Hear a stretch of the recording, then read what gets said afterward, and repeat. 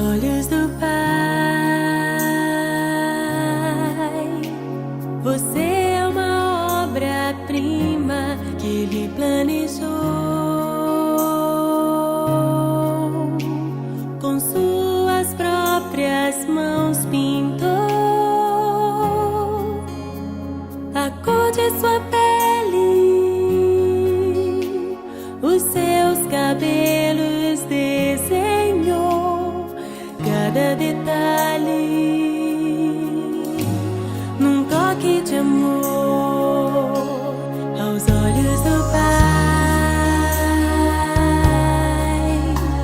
Você é uma obra-prima que Ele planejou.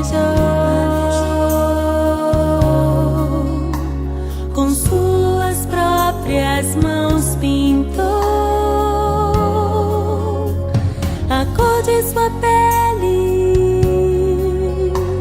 os seus cabelos desenhou, cada detalhe